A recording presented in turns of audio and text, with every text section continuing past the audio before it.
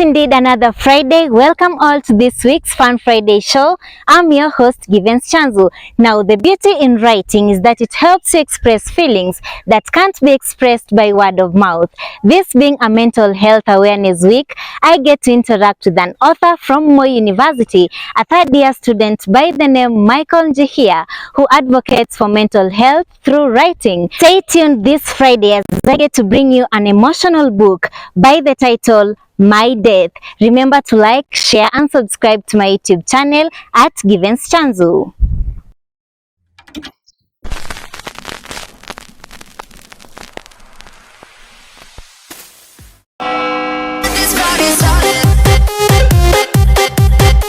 Welcome to the show, Michael. How are you doing? I'm fine. How's life? I'm good. Life is good.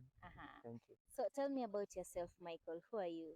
So, first of all, I'm delighted to be here, and it's an honor. Thank you so much. My name is Michael Njihia, and I'm 21 years old. I'm a student at Moi University, pursuing a Bachelor of Arts in linguistics, focusing on linguistics, media, and communication. And I love writing.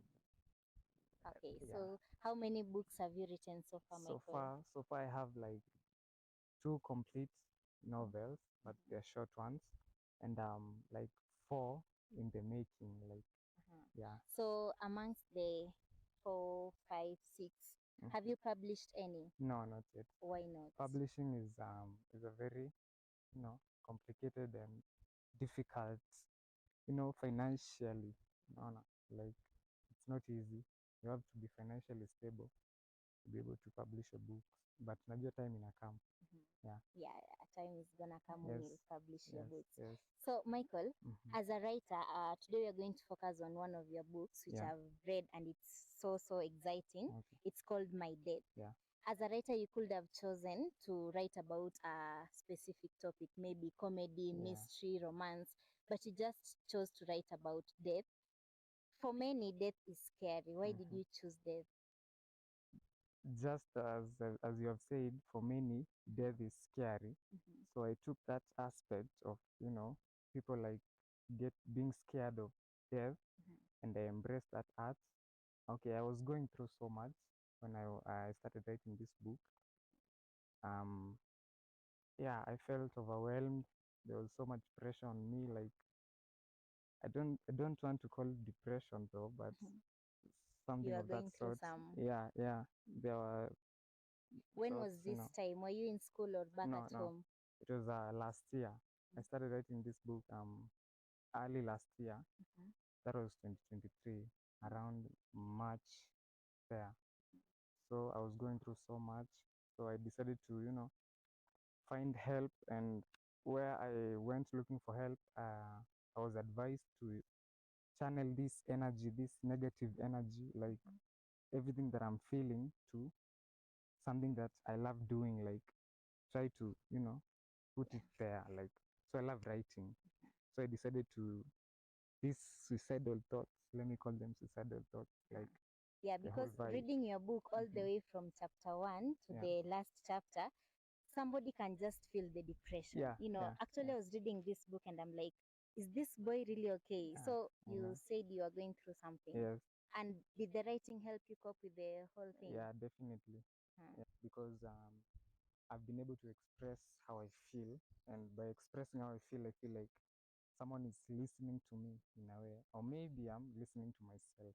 You know, that's how I've tried to cope with that situation. Okay, Michael.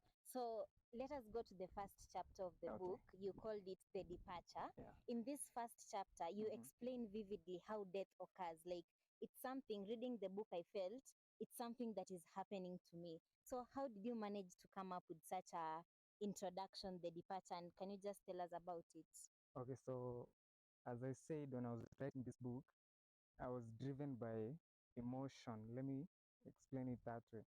So like, and I had done some research on death, this paralinguistic, sorts of stuff, and nilielewa like when someone dies, these paralinguals, they believe that there's something after death, it's not like everything ends there, so I took that concept and I added my emotion and everything I had in me, I call it deep departure because it's time to leave. Like, I'm leaving this world, I'm going to the next, if there's a world there, you know something like that. So me, okay, I die, okay, the character, not me, I die of a heart disease. So the heart has the problems and everything, it's torn, and I try to explain how messed up everything is at that point, and that leads to the death of this character. Yeah, and the parents come to Yeah, the the parents hospital. come to the hospital and everything, like the emotion of my mom, the way she looks at me with her eyes, Your dad, you tears. talk about Yeah, your my dad, the dad. haircut. Yeah, the haircut. So like I try to put the irony, I'm still having fun even though I'm talking about death. Yeah, something Can you like that. explain that last part, the final part, when you say TikTok, TikTok, TikTok? I realize my time is up. Yeah. Then you close your eyes. Yeah. Writing that book, did you feel like this is me dying? Yeah. Actually, that was a feeling that I had when I was writing. Actually some parts I had to eliminate them. I Because they felt were so like, real. yeah, I felt like, nah. So just hold on there, Michael. We are taking our first break on this week's Fun Friday show. Do not go anywhere because this week we are learning more about writing. Remember to like, share, and subscribe to my YouTube channel at Givens Chanzu.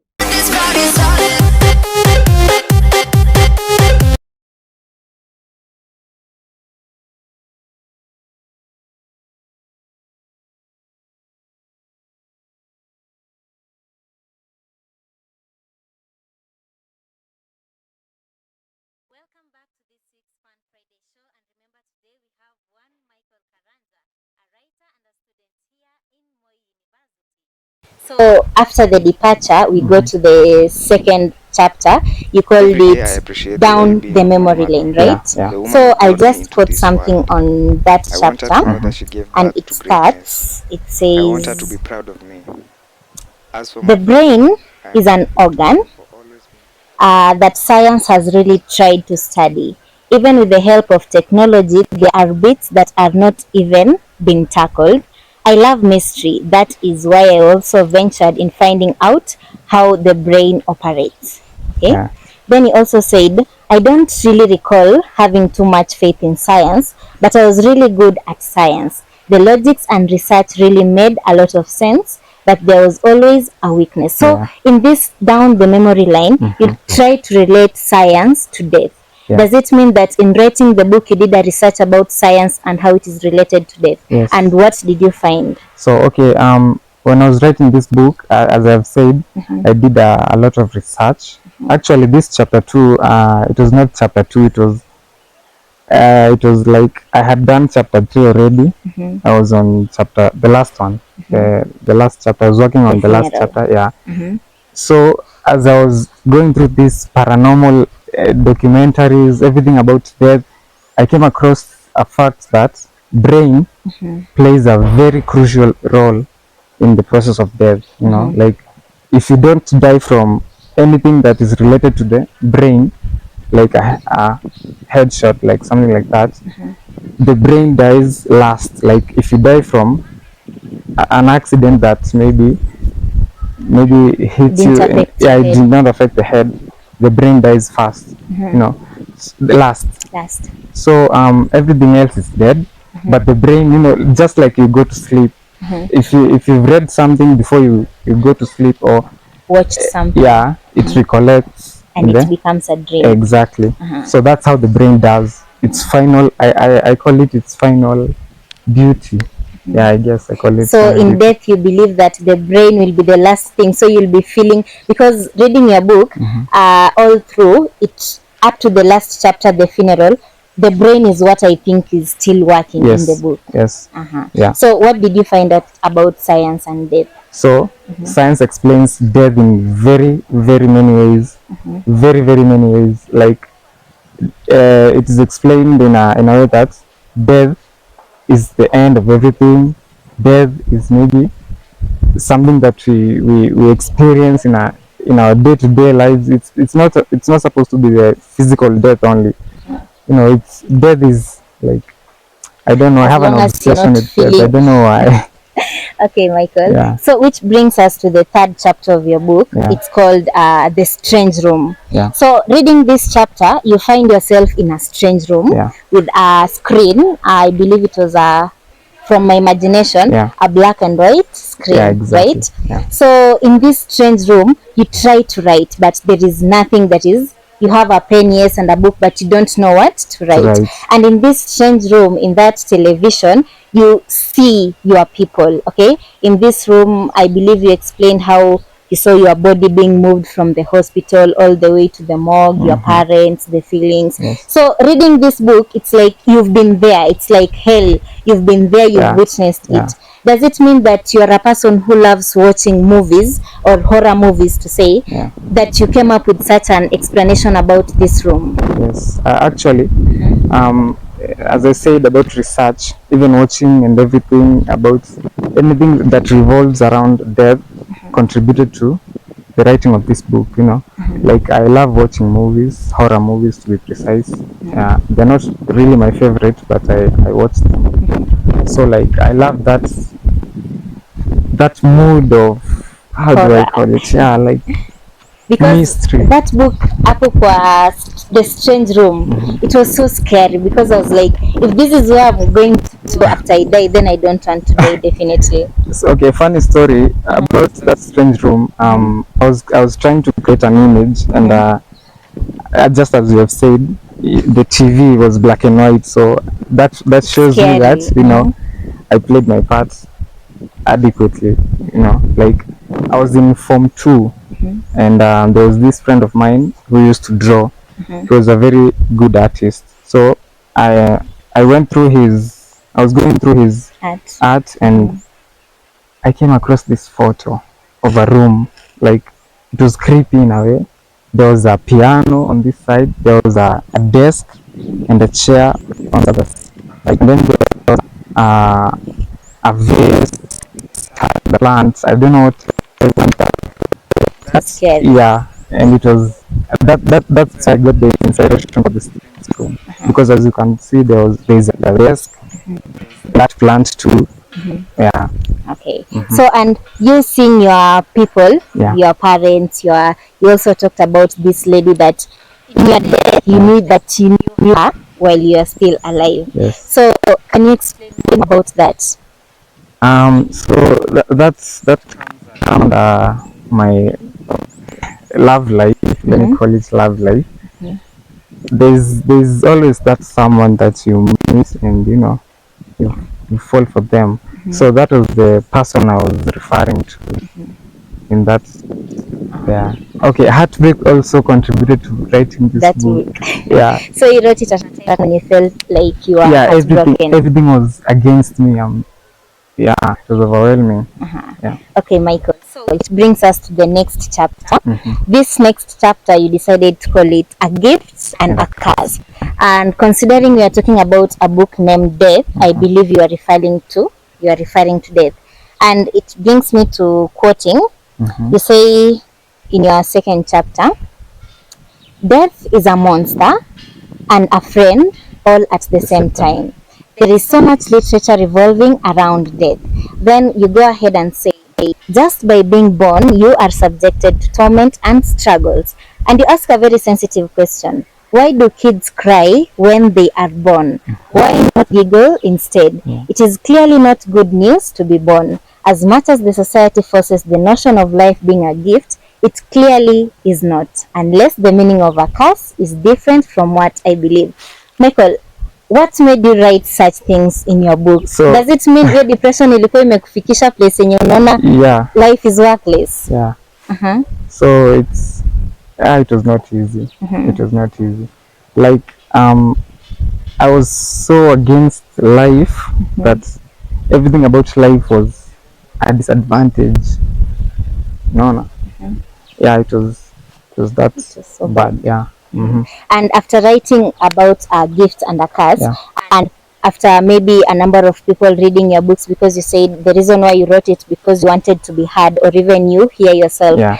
Does it change anything after you wrote it? Yeah, it definitely did. Mm-hmm. You know, like just as I've said it, like I felt like someone needed to listen to me. I had to talk to someone about this, and I'm not good at, you know, like going for therapy sessions. Or writing is my therapy. Yeah, it's so therapeutic. I love writing that much. So apart from the book, you still believe that life is a curse? Apart from the book, let's just say you never wrote the book or anything. Okay, life is full of ups and downs and everything. It's not really a curse though. But you'll have to struggle if you have. Yeah. So like, look at death. You just die. You just Happens there. once. Yeah, you just die. You don't know when. You don't know what time. You don't know how. You just go. You know. But with life, you But have to be born and you live Yeah. and live and live and live. It makes sense. Yeah. Michael, your last chapter, the last chapter of your book, My Death. Now this is the final chapter after the departure. We had the memory lane. You come and write about the funeral. As usual, we know after death we have the funeral. But in your book, The Funeral, you describe the event all the way from your body being taken from the morgue, the expression of your parents, people you knew, people you didn't know.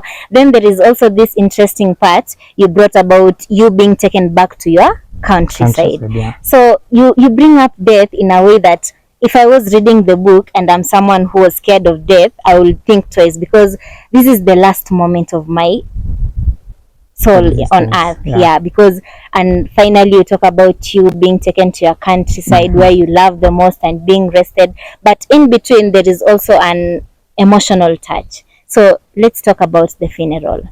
So the funeral. This was the chapter that I took the longest time to write, because I was scared when I was writing. I was like, wow, This is it. this is the final part of this book. So I had to finalize things and everything.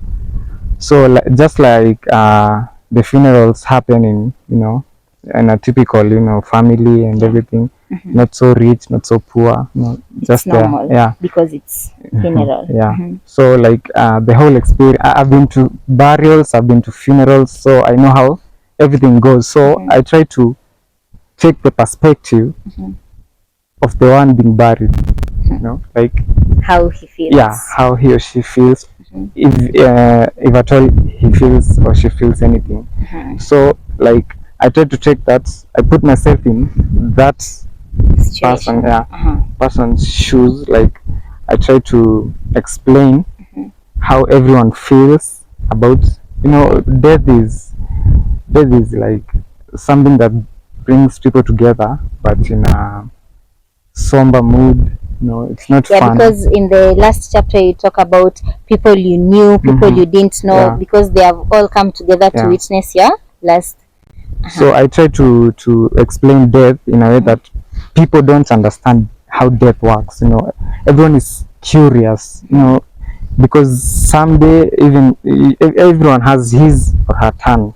Sindio? Yeah. Like sisi wote tutakufa.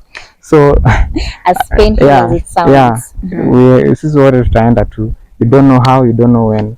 So I try to explain how people, just as they say that the love is fake until you die, something like that. Because you also talk about flowers. Yeah. The way people say that give me my flowers when I'm alive. Don't wait for me to die to give me my flowers. No. Something like that. So I try to explain how people don't understand how death works, because we cannot understand how death works, because in your book, the character, you are trying to explain why should all these people turn up in my life at this time when they were not there when I was alive. No, I try to focus on the fake love too. No. Yeah. Okay, Michael. So you advise people to love each other well. Yes, like just as I've said, like give me my flowers when I'm alive. Don't wait for me to die. Yeah. Okay, Michael. So I think winding up, what can you tell other writers out here, maybe, or since you wrote this book at a time when you are facing so much depression, so what is your advice to people facing depression out there? So if there is anyone out there who's feeling like they're overwhelmed, they're tired of living, they're pressurized or anything, like seek help, manze. It helps, manze. Walai, it helps. Go, like, see, lazima you find someone physically.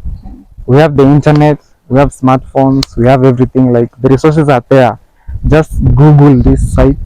That's what I did. Google this site, find out ways of coping with whatever that you're feeling. Do what I did, like what you love doing, channel that negative energy into what you love doing. Maybe something creative will come out of that. Yeah. So, and your social media handles, or maybe your WhatsApp number, so that if anybody is interested in reading the book My Death, or any other novel you've written, where can they find it? So on Instagram, I think on Instagram that's the best place. I'm Karanja. I am full stop Karanja. Yeah, that's where you'll find me. Or maybe even the number, WhatsApp number, 01 130 18 245.